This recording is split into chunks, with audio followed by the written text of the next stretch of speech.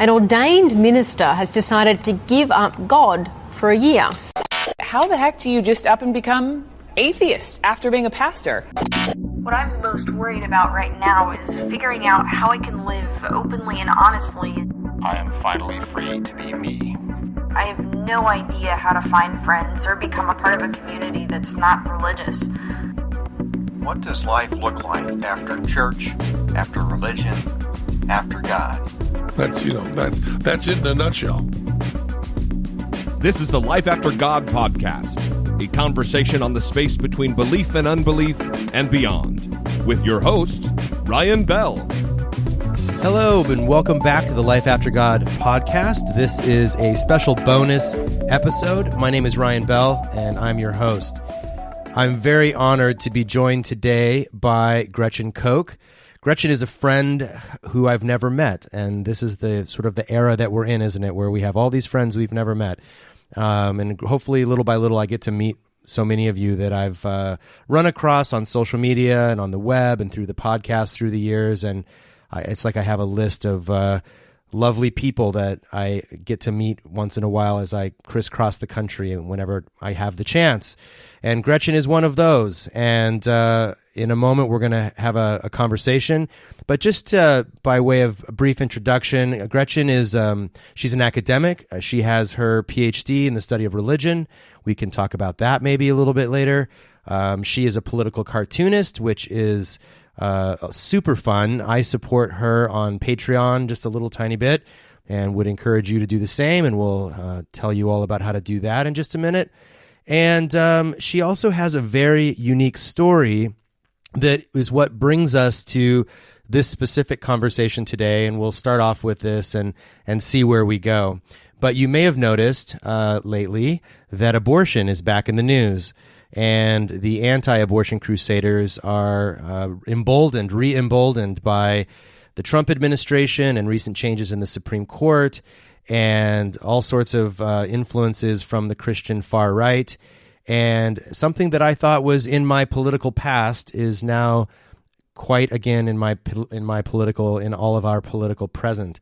And it so happens that it is also the 10-year anniversary of the assassination of Dr. George Tiller, 10 years and 3 days ago in his own church while he was serving as a volunteer collecting the offering and handing out bulletins in the foyer of the church. He was gunned down by an assassin, a far-right religious fundamentalist who did not like the work he was doing. And it turns out that Gretchen is, unfortunately, really closely related to that story. So, Gretchen, thank you so much for being on the show today on such short notice. I really appreciate you joining us. I'm glad to be here and talk to you. Since I've dropped that enticing bit of news, why don't you tell us a little bit about how you came to be associated with the assassination of George Tiller? That sounds so ominous, like you... Well, let's see. I'm going to go back in time a little bit. The big Summer of Mercy protests that some people may dimly remember happened in 1991 when I was only, I think, in 8th grade. And I wasn't very conscious of it at the time. I do remember going by the clinic and seeing all these people crowded out in front of it and sometimes spilling out in the street and being curious about that. But I didn't really have any idea what abortion meant or what reproductive rights meant at the time. And then, so around that time, George Tiller got attacked. He was shot in both arms by an anti-abortion activist. I think that was a year or two after the Summer of Mercy protests, and the person who did that went to prison and I believe is still there. Then just real quick though, the Summer of Mercy protests those protesters were they the anti-abortion protesters or the women, yes. the rights protest? Okay.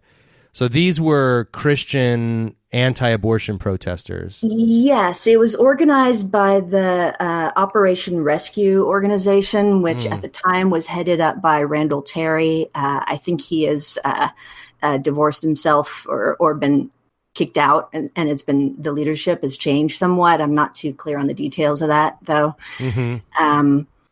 And they were doing things that you would associate with a large scale protest, like handcuffing themselves together and lying down in the street, pretending to be dead bodies and stuff like that. And a lot of them got arrested. And then they, let me see, where do I go forward in history? That at that time, George Tiller's family had already joined Reformation Lutheran. My family joined in 1990, and I think they joined in 85 or so. And they joined because they had gotten evicted from their previous church, Holy Cross, which was another Lutheran church. But they just decided that they didn't want an abortion provider as part of their congregation and asked the family to leave. So they came to our church. And I did ask my parents about if there had been that they knew of any sort of discussion or deliberation that happened at Reformation when the Tiller family joined, and they said no, that they were just accepted and welcomed there. Yeah. I don't remember the protests happening outside the church until after the church relocated in 1996. That was about as I was ending high school. And I remember the protesters would show up every Sunday, including on Christmas Eve, as I wrote about in the comic. Right. They would stand out there with their truck that had... in order to do the comic, I did quite a bit of Googling to remind myself of what everything looked like. And I Googled abortion truck, I think. And the number of examples that I saw was staggering. Oh, man. Like, there's clearly not just one abortion truck. They had their own version. And I saw one that looked a lot like it. And so I modeled the one in my comic after that and tried to make it as vague as possible, because I don't want to gross out people who are looking at my comic like they were grossed out to see the truck. That's not the idea. Right. But the idea is to get across that they were literally there standing outside shouting at us through bullhorns. And there wasn't much the police could do because they would park on a public street. And so the police would show up sometimes and just monitor things and make sure they didn't try and enter the church or actually lay hands on anyone. But that went on for a very long time. I went off to college and came back, and I had pretty much stopped attending church at that point, but I still went with my family on Christmas, and they were there every year, every weekend, every Sunday. That I know of, yeah. Wow. And just to be clear, you referenced a comic a minute ago. So, and I think I failed to mention earlier that on your website, the giantif.com, the current comic, the top of your blog is the one that you drew for this occasion, and we'll put the link to that in the show notes. Everybody can go and have a look at it. It's not a funny comic like some comics are. It's a serious comic. Yeah, and in fact, like, I wanted to make sure I got the details right, and I wanted to hear the perspective of my parents because they were actually in church that day, and I wasn't. I was in Wichita, but I was at home, or at their home, actually. I was visiting them. And so I said, look, I'd like to sit down and interview you about this. I know it's going to sound bizarre, but I want to do a comic based on this. My mom's like, I don't think it's going to be very funny.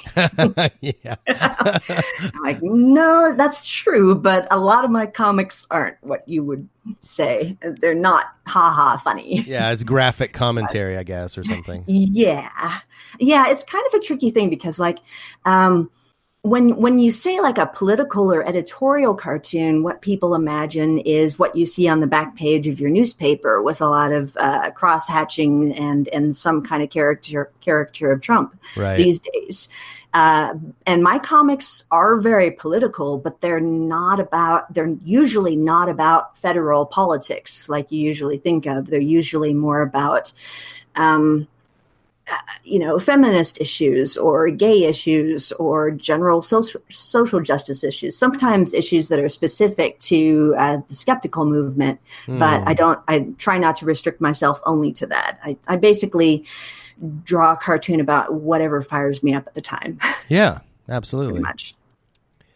So you sat down and interviewed them. I mean, how did that go? Mm-hmm. My parents my dad's going to turn 80 this year and my mom's 75. So they are remarkably matter of fact about these discussions.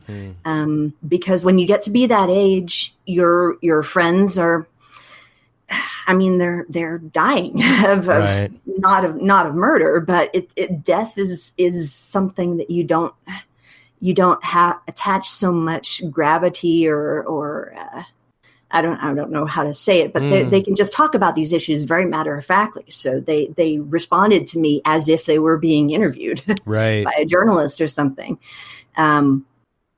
And so I tried to combine their recollections with mine in the comic. I assigned a color to my mom and a color to my dad so you could distinguish who's saying what, and tried to sort of blend my recollections together with theirs. And I'm really glad I talked to them because there were a few details I remembered wrong.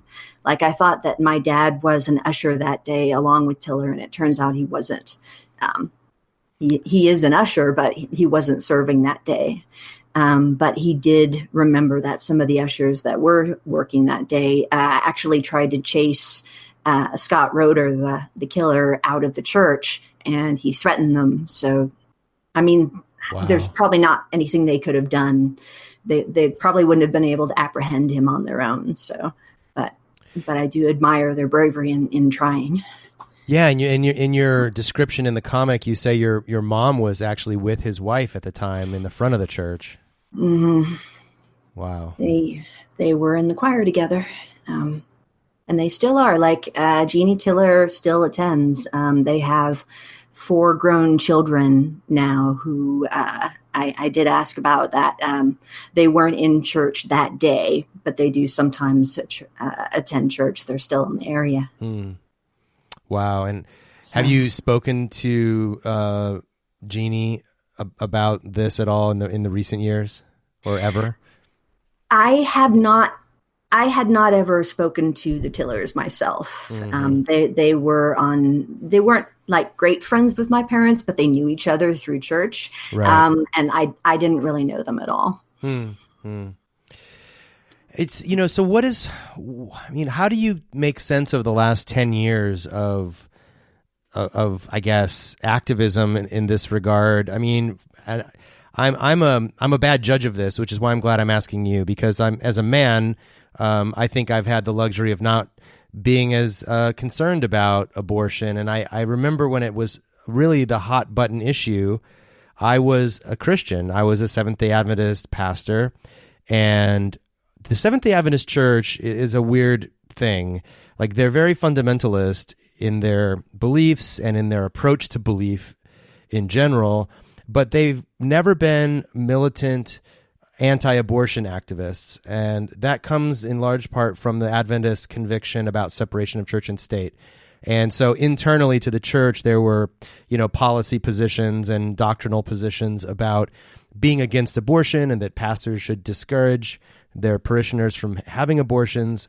But the Adventists have never gotten engaged in the right-wing Christian movement to outlaw abortion, mercifully. I mean, they've gotten involved in anti-gay stuff, but they've, for whatever reason, chose to stay out of the abortion debate. And so it wasn't a big part of my indoctrination, and it wasn't a part of my religious life. And I grew up and sort of came to maturity in my theological development as thinking of it as an individual choice, and so I guess I've always been more or less, I guess I've never been anti-abortion, and I guess I've been of that progressive Christian mindset in the past, where I thought, well, abortion is regrettable and we should make it rare, legal but rare, and sort of took that tack on it, and then I guess I thought naively that this piece of political debate was behind us, that the hot button issues in the 90s and the early 2000s was gay marriage and abortion. Those were the two things you could get all Republicans out to the polls for, and then it sort of, we almost looked back on that. It seemed to me, at least a few years ago, we would look back on those days with some kind of quaint reflection of, oh, you remember how it used to be one issue voters on the right, who were anti-abortion voters, and we've sort of moved beyond that now. But with so many things, like white supremacy, it seems back with a vengeance. And then little by little, I'm learning maybe it was never really gone. How do you size up these past 10 years in your own experience? Wow, there are all sorts of different angles to that. So our church, evangelical is in the name. It's ELCA, Evangelical Lutheran Church of America. However, I've always thought of that branch of Lutherans as being the liberal kind. Mm-hmm.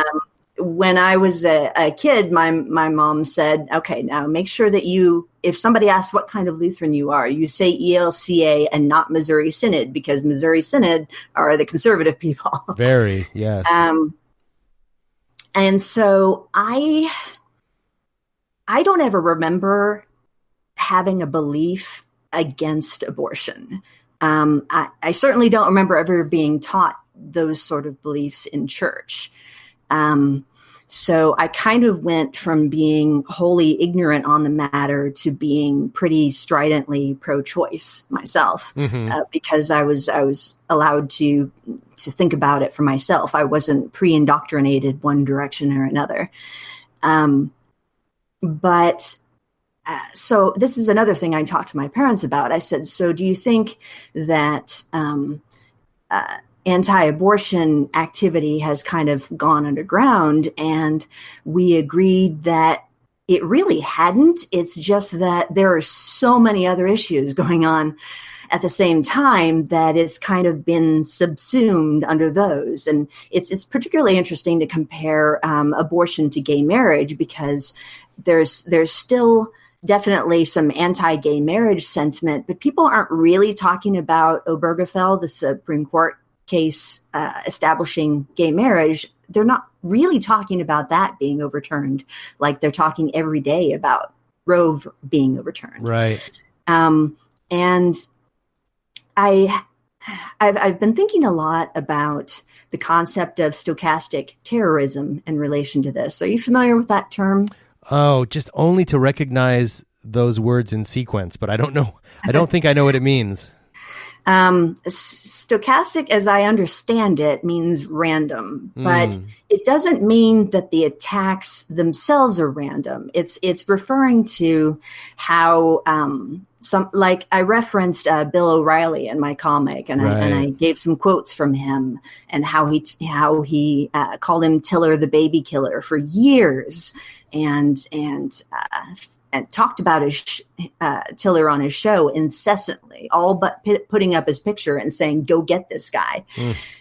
So stochastic terrorism is basically when you are shouting out to the masses, to your fans, when you have a big voice, lots of people listening to you, and making an accusation. And it always seems to be an accusation-based thing to me, saying, here's a person, they're doing something that would offend any decent human out there, but nothing's happening to them for reasons that you don't bother to explain. So some random listener who hears you, that's where the random part comes in, goes out and kills somebody, and you can throw up your hands and say, hey, I didn't actually say I wanted you to attack them.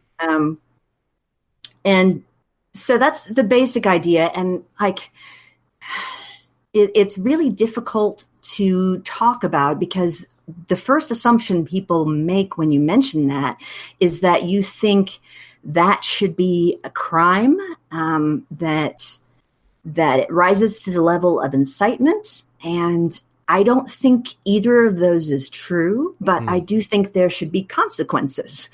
Like I think when you make accusations like that, you should lose your job. You should lose sponsors. There should be consequences that don't necessarily rise to the level of criminality. Right. But because there basically are none at this point.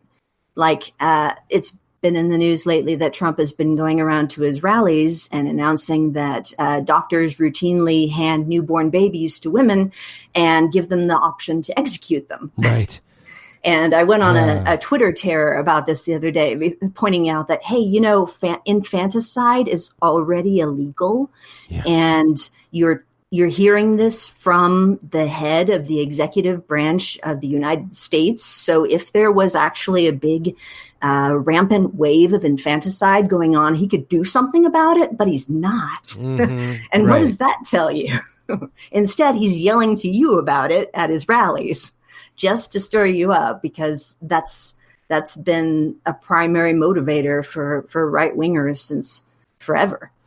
Yeah, and this is sort of like Ben Shapiro getting named by a couple of terrorists now, and them kind of pointing to him as not direct inspiration for the act of terrorism, but certainly a sort of signpost along their journey towards their radicalization and their violence. And of course, I agree with you. Like, we can't make this a crime where we say, anybody that this assassin named in the last 6 months is somehow now like complicit in this murder or something like that. But it's definitely something, like you say, that socially we can hold people responsible for these things if we find the mechanisms to do so. And that's not really happening now. And I mean, the people, when they discover that they have been named in these crimes, no accountability, no sense of self-awareness whatsoever. They just shrug it off. And I don't know how I would react if somebody named me while committing a mass murder or something. But I hope it would be better than that. I hope I would at least drop off the internet and go into hiding for a little while and just rethink all my choices in life and what I've been saying, and see if there's any if there's a strong basis for making that connection to me. But no, none of that. At least not that I've seen.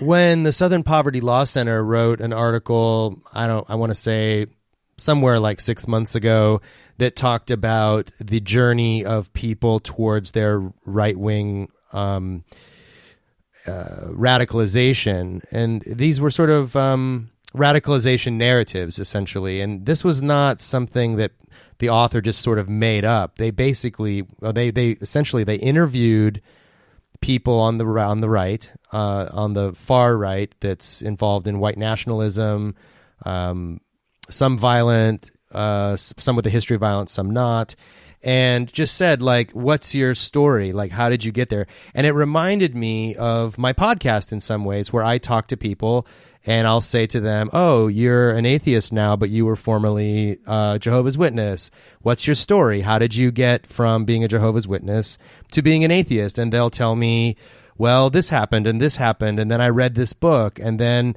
I picked up, Christopher Hitchens, God is Not Great. And then I saw this YouTube debate with such and such a debater. And after all of that, I decided I'm an atheist now, right? And I'm thinking, oh, that's how there are people that influence us, right, along our path. And we attribute our current place, rightly so, to these, and none of us get to where we are alone. So, these are the influences. And so they asked these folks, how did you get to be this neo-Nazi or this alt-right online troll kind of person? And they sort of had these hits on certain phrases and words that kept coming up. And one of them was Sam Harris. And, of course, he got super upset about the fact that he was named in these radicalization narratives. But it's their story. It's their story of how they became radicalized. And I remember having this exact I posed this, I think on Facebook or Twitter, just the way you said a second ago. Like if this was me, if I were named in one of these treatises or in one of these stories, what would I do? And I said something almost exactly like what you said. Like I would totally rethink everything I was doing. Not that one person who names me in some ridiculous idea that they have means that I'm that person, but it certainly would give me pause, I would think. And I'm just, flabbergasted that more people are not, I guess, for themselves, not interested in being self-reflective like that. And then for someone like Bill O'Reilly, who had incited, clearly it seems to me, had a role in inciting the violence that was eventually carried out against Dr. Tiller, that the network or the listeners or the viewers would not in some way show their disgust around such a thing. And I mean, this is what these people, by these people, I guess I'm talking about any public voices like Bill Maher, like Ben Shapiro, like Sam Harris. They put themselves up and speak to untold number of people, these vast audiences, and they expect, they're doing it for the influence. They want to affect people's lives in profound ways. They just don't want to accept that some of the scary things they're saying are affecting people's lives in scary ways. They want to disavow responsibility for that. No, you can't have it both ways. Yeah, it's like speech you attract the audience you attract for a reason. That's right. And speech may be free, but it's not free of consequences. I mean, people do things with the things that they hear.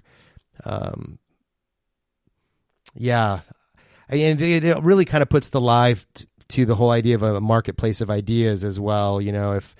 If the marketplace is certainly about as useful as the capitalist marketplace in sorting out the good from the bad, it's if there were an ethical marketplace of ideas, these folks would be out of work. But to the contrary, it's not like the good ideas rise to the top in the marketplace of ideas any more than the good people rise to the top in the capitalist marketplace. Yeah, but yet this trope keeps getting trotted out that what we need in the case of these sort of radical voices that are harmful is more debate, more discussion. If we just talk about it more, the truth will come out, or the right ideas or the, I guess, enlightened ideas will rise to the top. But there's so many historical evidences that this isn't true. Yeah, I mean, from the stochastic terrorism angle, that's why I try to focus, whenever I talk about that, I try to focus my discussion on the accusations they make, the claims of fact that they are leveling at whoever their target is, because in that case, you could conceivably at least come at it from the angle that this is actually slander or actually libel or actually defamation. And so I've kind of been watching the Alex Jones, Sandy Hook defamation case. It's been going on for so long, so it's kind of hard to keep up on all the details. But they have a record of things that he actually said that are pretty black and white about how Sandy Hook was a false flag operation.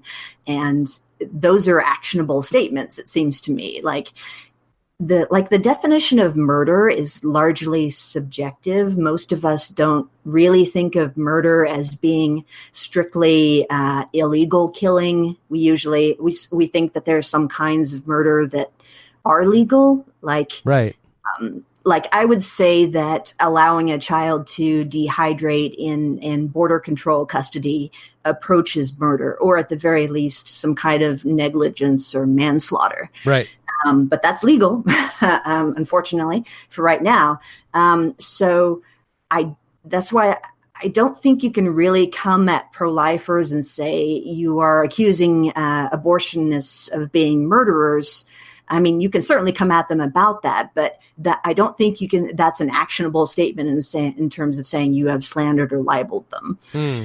So that's why I think it's better to pin down the specific accusations that they make, and they make plenty of them. I mean, there's few people who understand abortion less than pro-lifers, and so that's where you get the statements about dismemberment abortions, which aren't a thing. Yeah, or all these late-term, third-term abortions that apparently are happening. Yes, which are only legal in a few places, and they are only in cases where there's an extreme medical necessity. I mean, that's the only reason that George he performed late-term abortions, and that was it. I would encourage anybody who has the ability to watch the documentary After Tiller. It's a bit dated at this point because it came out in 2013, but it was about the few remaining doctors left in the United States that could perform late-term abortions, and the hell they had gone through in order to maintain their practice and the security measures that they have in place.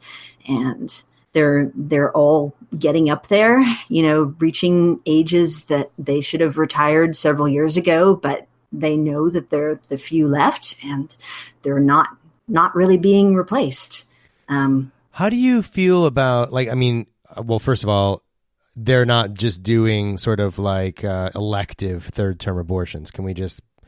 Is that a fair statement? No such thing. There's no such thing, right? Okay, I just want to get that on the record.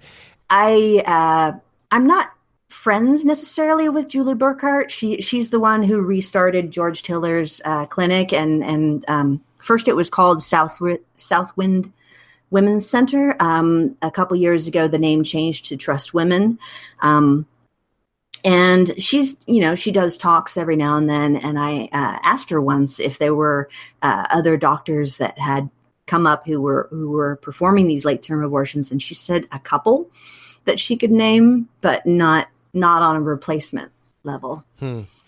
How do you relate to this statement or this claim that there is a kind of eugenics going on with abortion? Say, for example, if you find out that this fetus in utero is severely Down syndrome or has other life-threatening diseases or congenital defects or things that would prevent the child from living very long outside the womb or at all.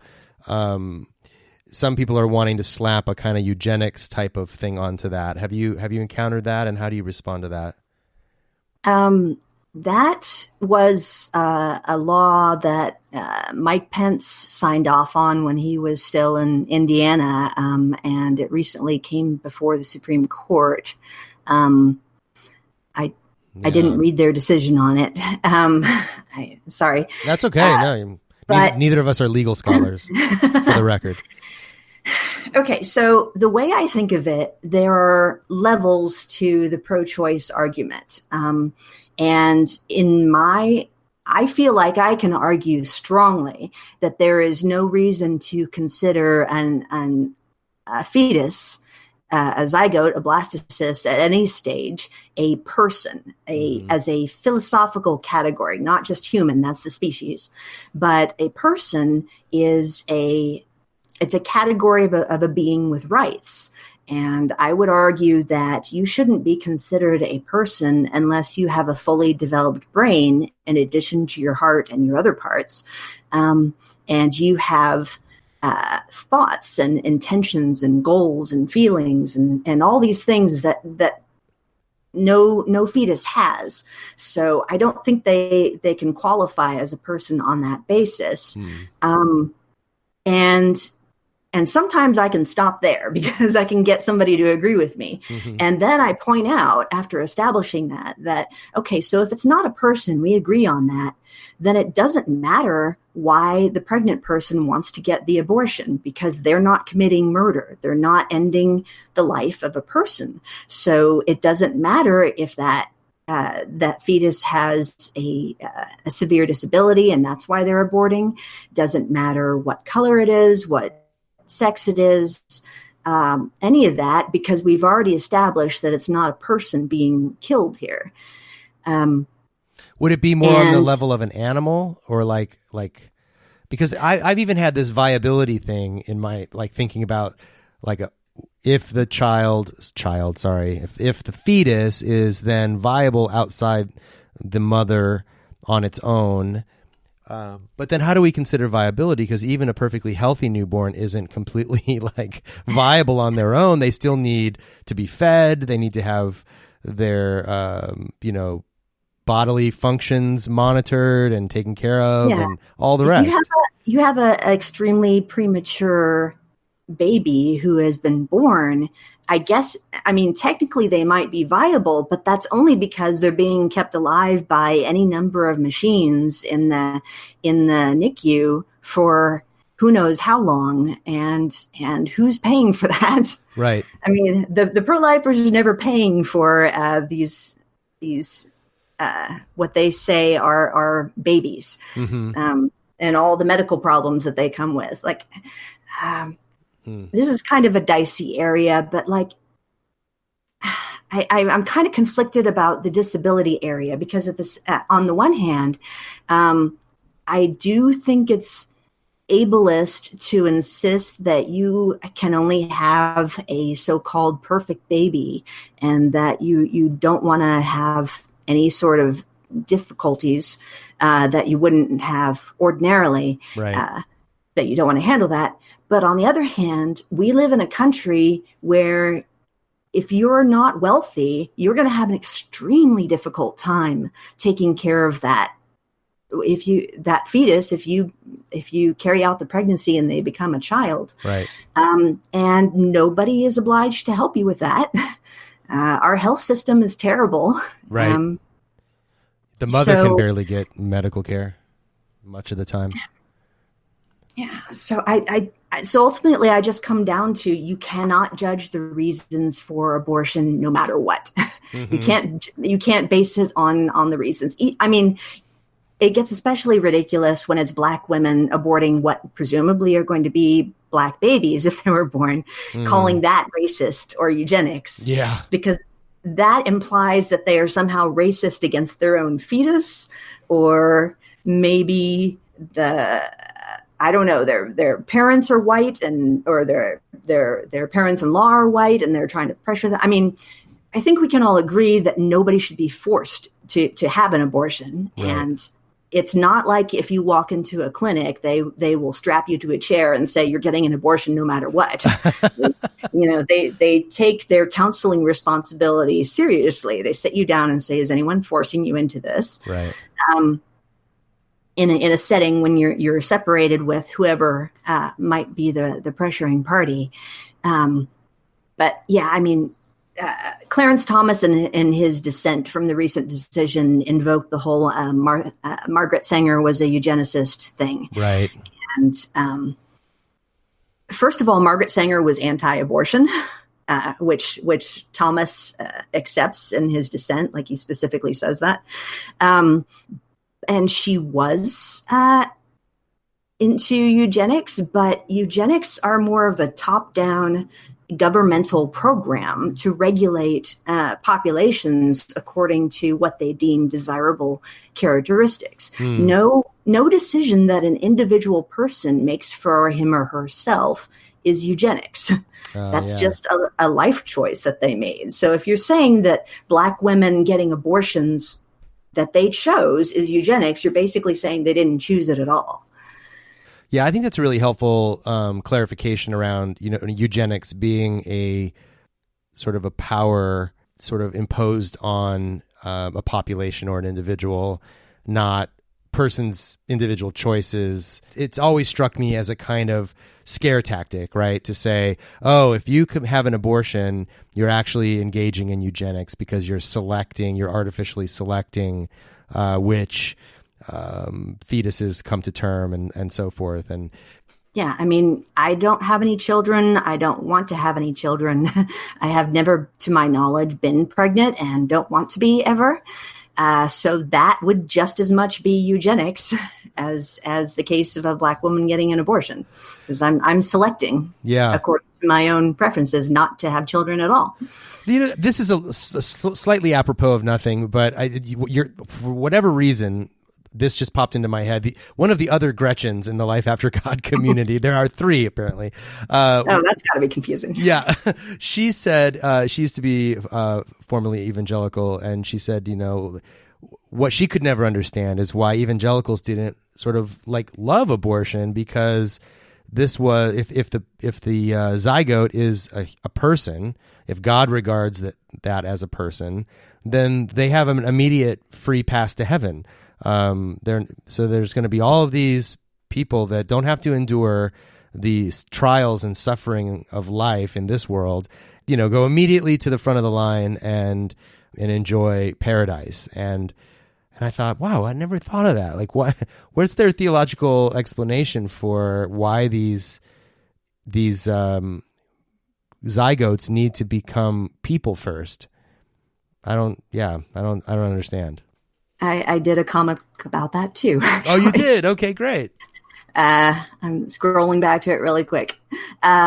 Way back in the 80s, when I was a kid, I read Mad Magazine. I don't know if you're familiar with that at all. Oh, yes. And there was a section called Snappy Answers to Stupid Questions, which apparently had been going since like the late 60s. And the cartoonist who drew it, Al Jaffe, is now like 97 or something. He's still around. Wow. So I decided to do my own version of that with the question, what if your mother had aborted you?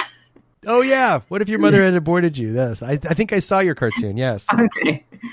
Because that was one of my answers. I would have advanced in the little baby queue up in heaven to the next mommy opportunity, huh?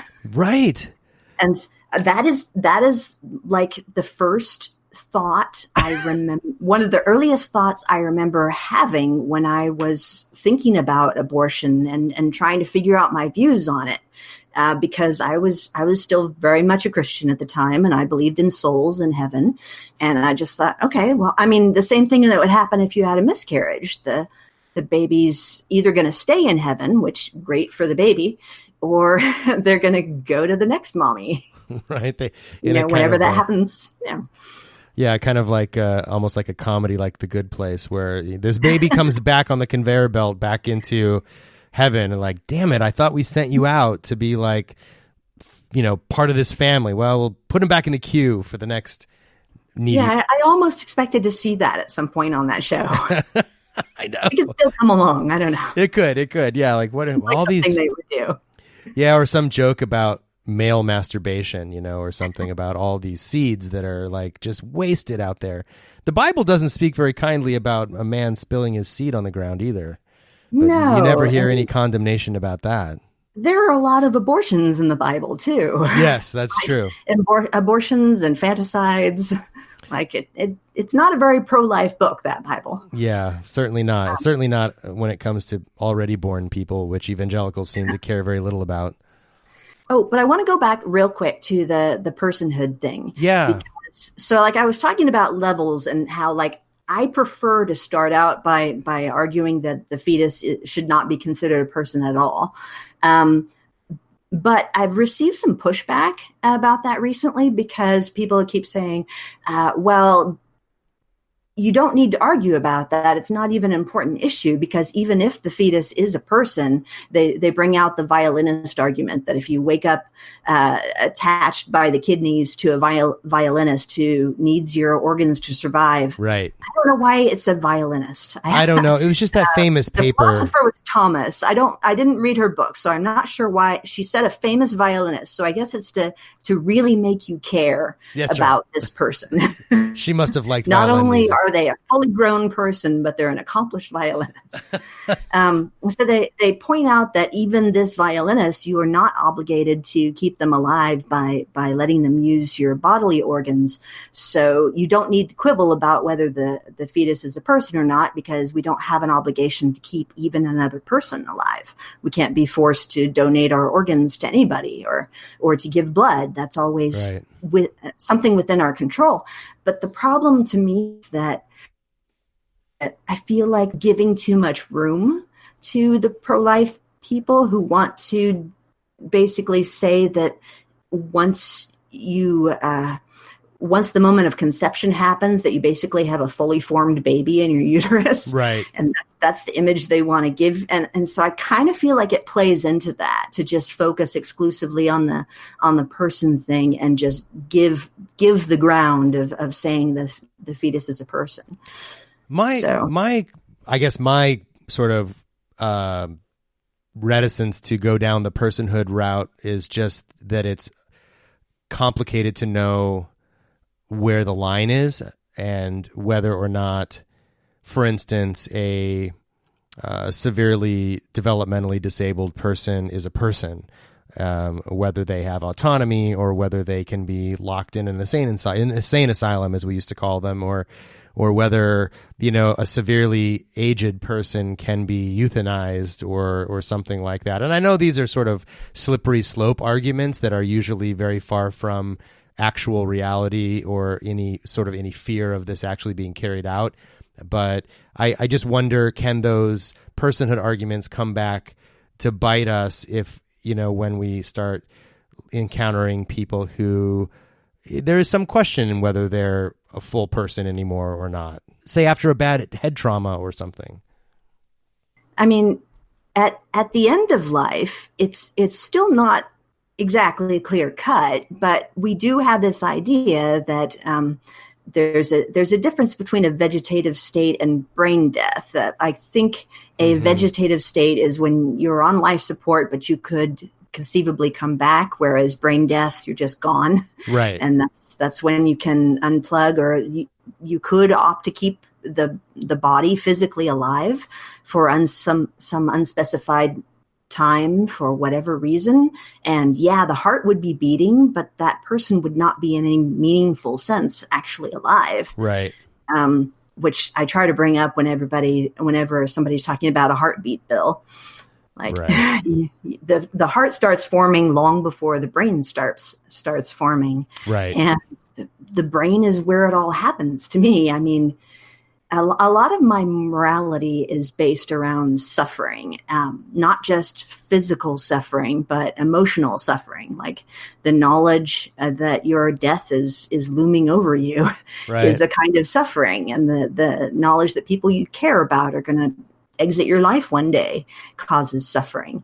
And to me, that's an integral part of what personhood means, is that you have this emotional level of existential suffering in addition to just, flinching if somebody punches you. Right. Yeah. And I think, we have the same kinds of dilemmas in medical ethics on the other end of life as we do on the beginning, for the same reasons. And I think it's I think there are probably some sincere evangelicals and Catholics who genuinely feel as though they are somehow taking a life, whether it's to unplug the person who is in a vegetative state or brain dead, or whether it's to allow for an abortion. There's probably some really earnest Christians who believe that that's morally wrong, but it seems to me the lion's share of this is about political control and about stacking the Supreme Court for other things that they also care about. And I know it's hard to get into people's motives, but we can also see their subsequent actions and how much they care about, other issues that are related to life, and how inconsistent people are in really caring about life, broadly conceived. Yeah, you can go at least two different directions with that. You can talk about the suffering of children who already exist, whether it's migrant children or children in the foster care system, or starving children in different parts of the globe. And you can also bring up like other contexts, like in vitro fertilization. I mean, sure. All these embryos that are just being tossed out. Sometimes they're frozen, and sometimes after being frozen, they're tossed out, probably most of the time after that. Right. But I mean, those are all fertilized embryos. Which is weird to me. Care about those. Yeah, which is weird to me because there was the whole, evangelical backlash during the Bush administration about stem cell research. So why everybody up in arms over stem cells, but not too concerned about in vitro fertilization? I am afraid I don't have a good answer for that. Yeah, it's just so ridiculous to me. Like, yeah, I can't.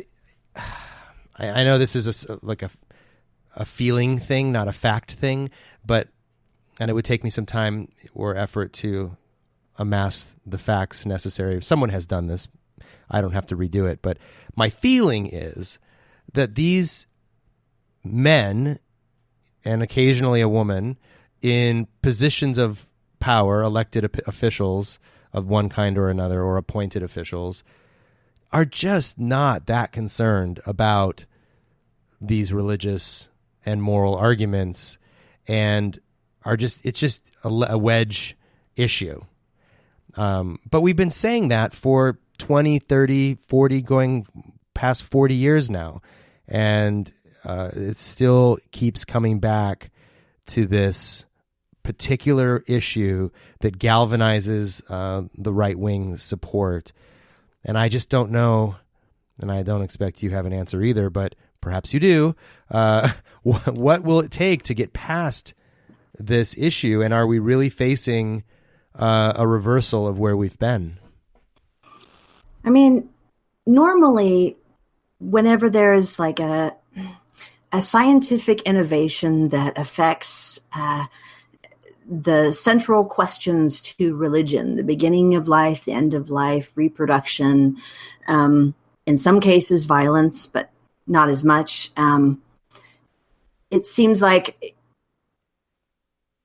you have this immediate backlash of being accused of playing God, whatever it is you're trying to do, whether it's clone a sheep, use stem cells for something, that's the immediate go-to.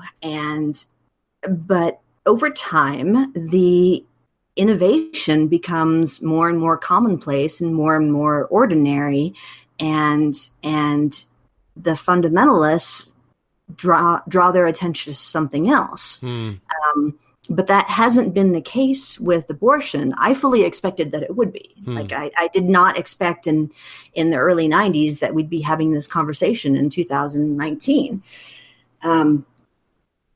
Because, I mean, Roe was 72, something like that. Yeah. So this has been going on longer than I've been alive. Yeah.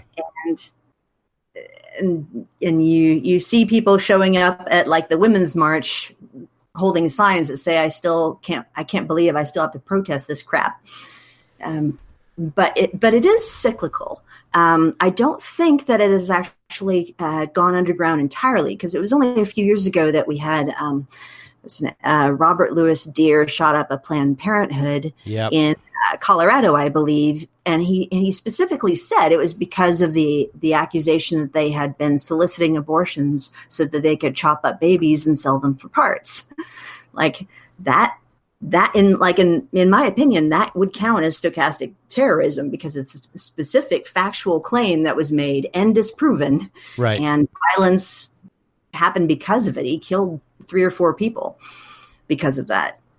Yeah, and that whole video scandal was shown to be a total fraud. Yep. Yeah, I don't know. I mean, I think it's, there's this culture war. I mean, I think, like you say, I mean, it's been going on as long as I've been alive, or longer, and longer for sure. And it's going to keep finding its way back. And I don't know. I mean, I feel like some have said that these laws that we're seeing right now are intended to force the issue with the Supreme Court. Some are saying that the Supreme Court's not necessarily a slam dunk, even if these do reach the Supreme Court. And others are saying that, I guess Elizabeth Warren came right away with a plan to try to pass. Of course, she would need the House and the Senate and so forth, but to try to pass a law that would give allowance for abortions at the federal level in the similar way that the law was passed allowing for universal marriage. So, there are probably ways that we can, continue to work around this. But to me, the most disheartening thing is the the way that it clearly shows to me that women are still this reviled, and I don't think it's too strong to say hated among a certain class of men. Maybe it's even a majority of men, just despised by men, and so much so that they can't even get their own medical care without the permission of someone else. Like I remember even talking to a close female friend of mine who was going to her doctor for some, advice and possible treatment, and she had to get her then husband to sign something, or to give his permission for something, and it's like that would never happen. I have a vasectomy. It was never asked of me whether my wife consented. I was married at the time. It was, am I really sure? Because this is probably not reversible. And am I really sure? But I was never asked, whether my wife approved or not. I was going to be born in a Catholic hospital. That was the hospital where my mom, where her doctor at the time was affiliated. And I was the third child, and I was a breech baby, complicated. And so she had to get a cesarean section, and she knew this would happen. So she's like, this is it. I don't want to do this anymore. This is going to be the one. And then I want to get my tubes tied. And it's a lot simpler. I understand this is pretty commonplace if you're getting a C-section to go ahead and get a tubal ligation at the same time. Right. Because you're already in there. Opened up. Yeah. But she was informed that they would not do this at the Catholic hospital. Thankfully, she found this out before she went there, or else the choice would have been taken out of her hands. But she said, well, guess what? I'm not going to that hospital. Wow. I'm going to a different one where they will perform this procedure. And the doctor's like, oh, well, I didn't imagine that. I guess we can make that arrangement. It didn't even occur to him that would be something she would stand firm on. This was 1977. Yeah. But my understanding is that a lot of doctors still think that way. I personally, I don't think hospitals should be religiously affiliated. I don't think that they should be able to choose not to perform medical procedures like that on religious grounds. But it's part of the screwed up healthcare system that we have, that's the case. It's part of our screwed up. I was talking to somebody today about, it's also part of our screwed up healthcare system that abortions are happening in these clinics that, like, standalone clinics where people can congregate outside and harass everybody that goes in, instead of in, say, a hospital. Right. Like often happens in the UK because they have the National Health Service. So nobody even knows why you're going into the hospital. You get the abortion, you come out. There's no protesters. That's like it's staggering. It really is, and I know it's a little overdone these days. The comparison to A Handmaid's Tale, it really is apropos. I mean, it's obviously an extreme. The story is an extreme version. It's where things could go, perhaps, if we allow them to. But it's not so. When I see the UK in various ways protesting Trump's arrival, there this week, it does remind me of, elected officials trying to show up in Canada for some meetings on that, in that story, and being sent away. Basically, like, no, nobody from Gilead is welcome here in Canada. So I don't know. I mean, I really hope we don't get to that point. And part of me, I was talking to my girlfriend about this, and we were, we're both past the time in our lives where we're thinking about having children, and so it's not personally related to her or me in a very immediate way, but it definitely affects us thinking about where would we move one day? Would we move to Missouri? Would we move to Georgia? What would that mean? We'd have to really think about the sort of the political ramifications of wanting to live in a certain place. And let's say Roe gets overturned in some, horrible future scenario, what then? Is it that doctors go back to being arrested for performing abortions, or what kind of civil disobedience comes next? Where does this play out to, and what kind of protest? Americans seem to me very pliant and very sort of docile in the face of their rights being taken away a lot of the time. But I have to think that Americans can be pushed to the limit too. And I just wonder what shape that protest might take. It's worrisome. Yeah. The lawyer who argued Roe v. Wade before the Supreme Court, her name was, not sure her first name, I think it's Sarah Weddington, was part of basically an underground abortion network in Texas. They would transport people who needed abortions to Mexico or to low cost clinics, or underground clinics at least, that they had already vetted beforehand and established as safe, and pretty successfully. But I mean, it's not like that's a state that we want to return to, right? Because there's way too much demand for abortion in order for everybody to go that route. Right. And people don't have time. They will already be attempting to self-abort and killing themselves in the process. Yeah. I mean, 50% of the population can have sex with no risk of getting pregnant. The other half, are about to have their rights taken away. So it's a dismal place to find ourselves, and I hope that we don't come to that place.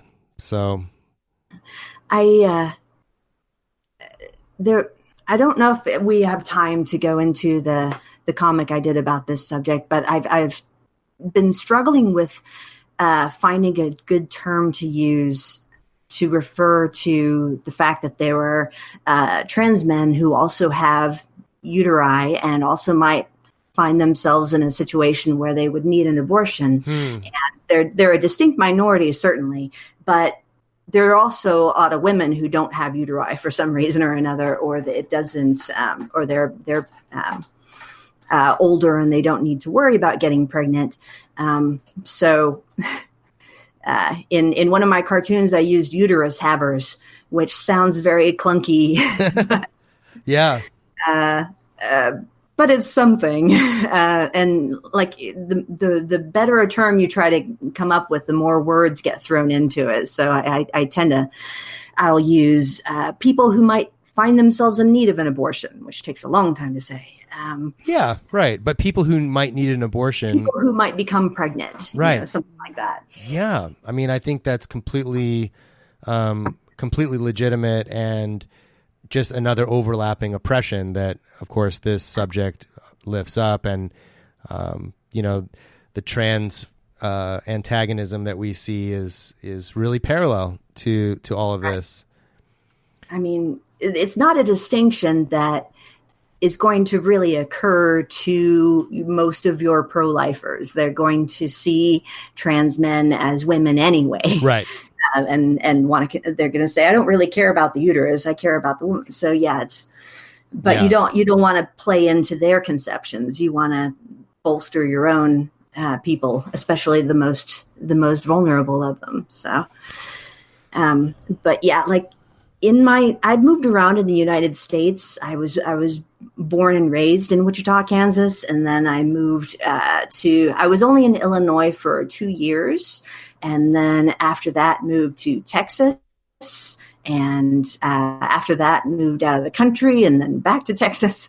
So I've been in red states pretty much my entire life in the U.S. So I don't really know what it's like to spend time as an adult in a blue state right. for any sustained period. It sounds nice. We find other things to be angry about. I mean, just the idea of being able to write to your representatives to say, hey, you did something good. That's got to be a strange feeling. Yeah. It's kind of cool. Never get to do that. And it's funny because I have sometimes the opposite feeling of like, am I wasting my vote by staying here in California? Should I be somewhere else fighting for rights that, are uncommon in other places?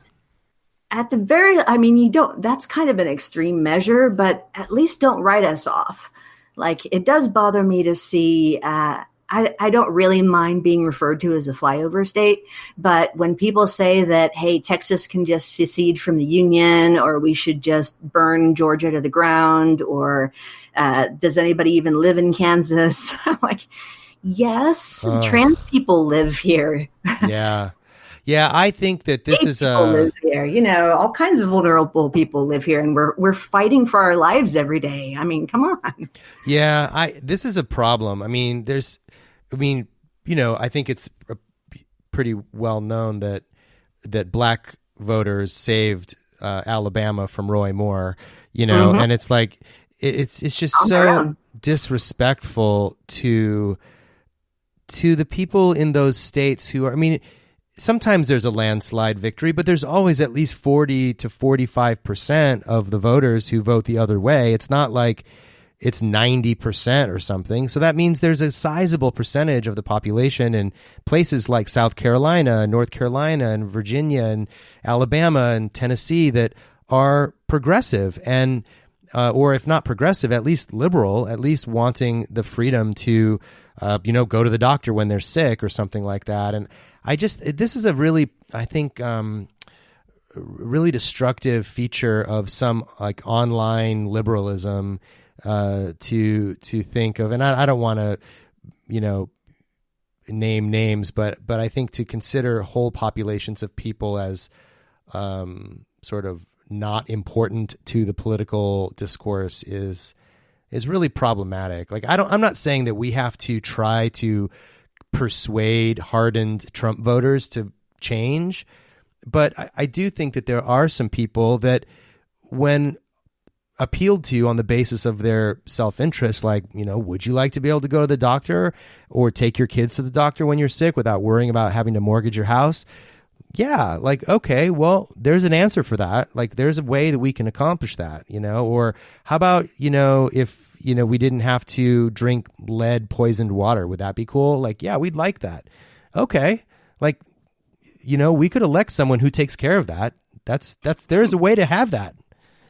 I just don't see why we have to just write people off, but politicians have to care about those populations. A lot of the people who have migrated out to more liberal states for their own safety, or just because they found it a better place to live, started out being that. It's sort of like the stereotypical atheist who says that all religious people are just stupid. And you say, well, wait, weren't you a Christian in 1994? Right. Were you stupid then? Were you like, did some kind of reverse hit on the head thing happen to you where you just, you jumped up 50 IQ points and became a genius when you converted to atheism? Probably not. No. I'm just guessing. Yeah. So you need to have a little bit of backwards empathy and remember, like I try to encourage people to do this, is take the biggest things that you've changed your minds about politically and just go back and spend some time in that space and think about what persuaded you to come out of it. Like, and in most of our cases, it wasn't any one thing. It was probably a long, drawn-out process where you went in stages and you observed a lot of people, other people arguing about that thing. Yeah. Oh, sorry, my cats are fighting behind me. Well, I mean, I think this is really crucial. I mean, a lot of times people move their opinions, move around, say, for example, same-sex relationships because their son or daughter turns out to be gay, or their best friend or their sister or something. And people change their minds, perhaps. I'm guessing, but I'm assuming people change their mind about abortion when they encounter someone in a need for an abortion, and they think, oh, I see. This is not just a theoretical discussion. This is a real life issue, right?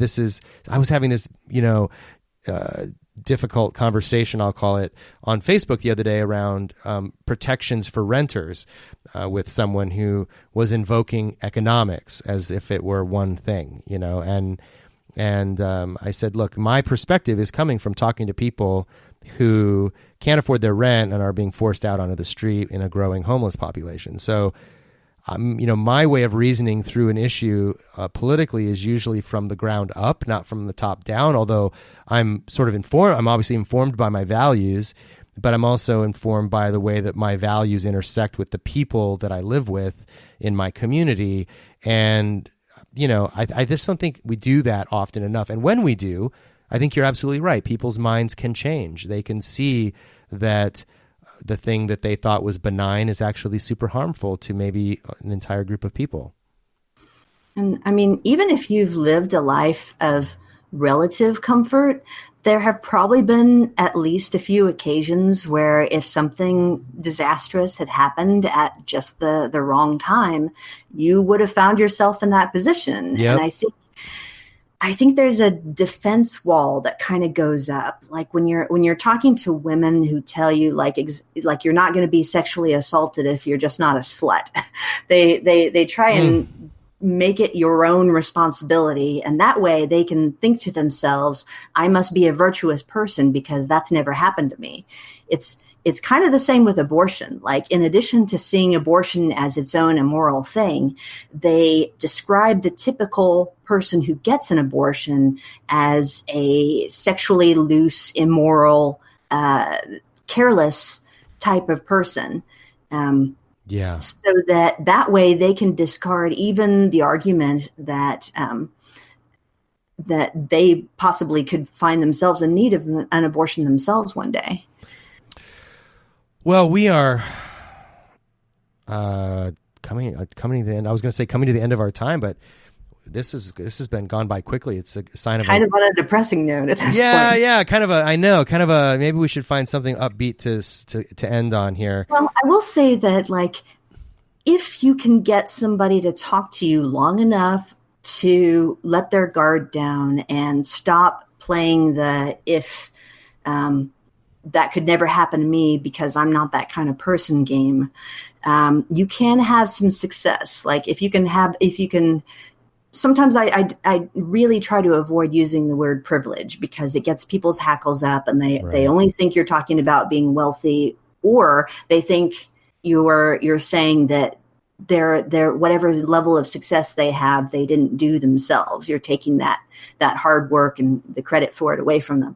If you can get away from all that and just point out that, say, when you were in your 20s in college or working and you were basically living on ramen every day, how would your life have gone if it turned out you got a tumor?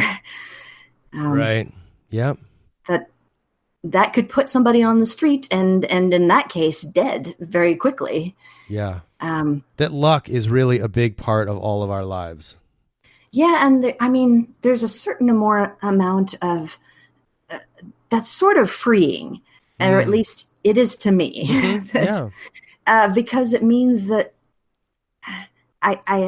it gives me a new lens to see my own predicaments. It helps me not to blame myself when something terrible does go wrong in my life that I really didn't have that much control over. It helps me recognize that, and also give a little bit more credit to other people that maybe something beyond their control is affecting the way they're feeling today or just their outlook generally.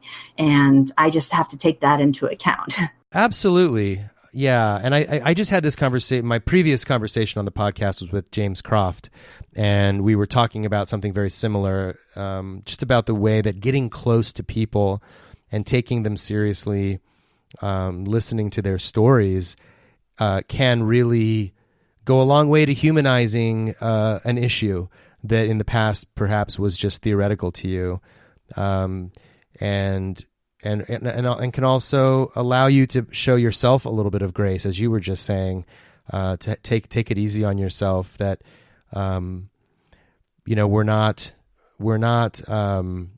cyborgs or Vulcans. We don't make perfectly rational decisions, 24/7. We make mistakes, or we make things that maybe wouldn't even be considered mistakes, but just choices that led to places that we didn't necessarily think they would lead, or whatever. Like, outcomes are uncertain. And I like that. And maybe one final question I could ask you, for those of us listening here that are, would like to do something, we all kind of want to, like, I don't know, at least I'm this way. When I encounter a problem that I care a great deal about, it makes me want to do something, donate some money, or get active in something. In this sort of current iteration of the abortion struggle, we've gone out, Brooke and I have gone out to City Hall and stood with the Planned Parenthood folks on that day a few days ago, Stop the Bans. I've donated some money to an abortion fund in Alabama. Like, what are the kinds of things that people could do to show their support and actually try to make a little bit of a difference? Well, one thing that turned out to be actually pretty fortunate for the Trust Women Clinic here in Wichita is that they have their own private parking lot with an electric gate. So clients can drive through that gate, and then they're protected after that point. They don't have to go through the gauntlet of protesters. Oh, wow. But that's partially a luxury of Kansas real estate being pretty cheap, that they can afford to have that. Other clinics aren't nearly so fortunate. So if you have a clinic nearby, I would strongly consider getting trained as a escort to help walk people in. I mean, it can be a heavy and intense experience, but definitely a rewarding one. And I'm trying to focus on things that don't cost money, because not all of us have that. Right. But also, one other thing I would say is that, like, as with the Kavanaugh hearings and Christine Blasey Ford's testimony, at that time, it felt like everybody had to come out and talk about their own experiences being sexually assaulted. So all of these people were laying themselves raw. And in conversations about reproductive rights, it's kind of the same thing all over again. People, in order to feel like they can be persuasive, people feel like they have to lay out their experiences, and the cost of that is often taken into account. So if you have not been directly affected by limitations on abortions or reproductive rights, I would suggest being willing to step in and have a patient conversation when you can see that somebody is reaching the end of their thread. Because, like, we've been talking about how to have a more empathetic conversation, how to take people's experiences into account. Not everybody can do that. Some people have had an awful day, or the subject is just way too sensitive for them. Mm-hmm. So I would definitely not pressure those people to go the empathetic counselor route, but we can do that for them on their behalf. Sure. And I would encourage people to do that. Yeah, that's a great suggestion. I kind of take that tack with so many social justice issues where, as a straight, cisgendered, middle class, educated, you want me to keep going? White guy, I can afford to take a few lumps, for, issues that I wouldn't want to have to ask the people directly affected by those oppressions to have to constantly be explaining why they deserve to exist.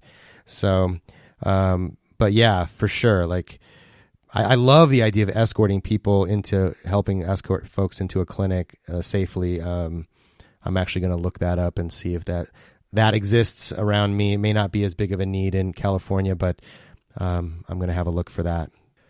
Yeah, it kind of varies depending on the city you live in, but it's worth that inquiring. For sure.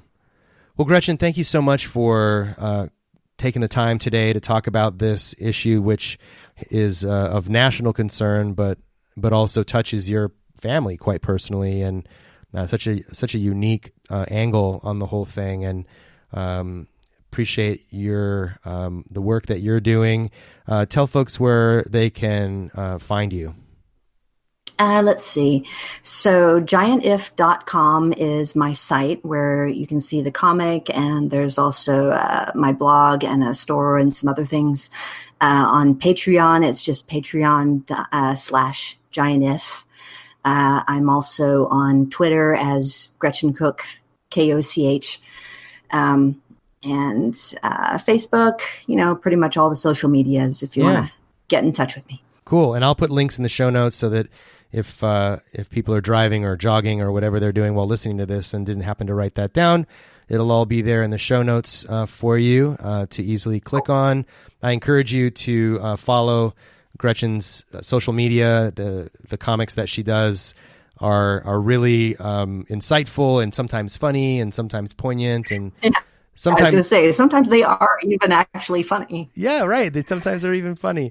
I have a very beautiful frieze peach. I wish I could show it to you, but I'll link to it on the web where you can buy your very own frieze peach. It's a very adorable peach inside of a clear plastic cube that is looks like ice. So I have my frieze peach on my desk at all times to remind me to... be supportive of free speech and to make fun in a qualified way. Right. And make fun of people who try to use free speech to abuse other people. So yeah, check out Gretchen's store, check out her blog and her comics, support her on Patreon. She's doing great work. She's an amazing, insightful thinker. We didn't even get to talk about, religion per se. We touched on it briefly, but maybe we'll have to have you back. Maybe another conversation. Yeah, another conversation where we can talk about religion. Some of our personal email correspondence has been me picking your brain about, what is religion? Does anybody know? Type of thing. So maybe we'll get into that one day. But thank you again so much for coming on the show. Hope you've enjoyed, folks, this bonus episode. We went a little bit longer than usual, but in the spirit of a bonus, you got 30 extra minutes on top of it. So that's awesome. And if you want to learn more about Life After God, you can find us on the internet at lifeaftergod.org. When you go to that site, you will likely be prompted to sign up for our newsletter, which I highly encourage. And all of our social media links are there as well. You can find us on Twitter and Facebook and Instagram. We're not hard to find. And love it if you would join us there. Rate and review the podcast on iTunes if you love it, and it helps us get the word out to a wider audience. And if you want to join, become a member of the podcast and join the Facebook group for members, all you have to do is join my Patreon at $5 a month. It's pretty affordable, price of a expensive latte per month. You go to patreon.com/lifeaftergod and you can join there. There's a vibrant conversation happening on the member page that Gretchen is also a part of. And we're going to be doing later this month a live panel discussion with some experts in the field of grief and grief recovery, talking about grief and loss after faith, after God. One of the biggest questions that I get all the time from people that are either going through the deconstruction of their faith or have already gone through that deconstruction is, what do I do with this grief that I'm feeling that before I could give to Jesus?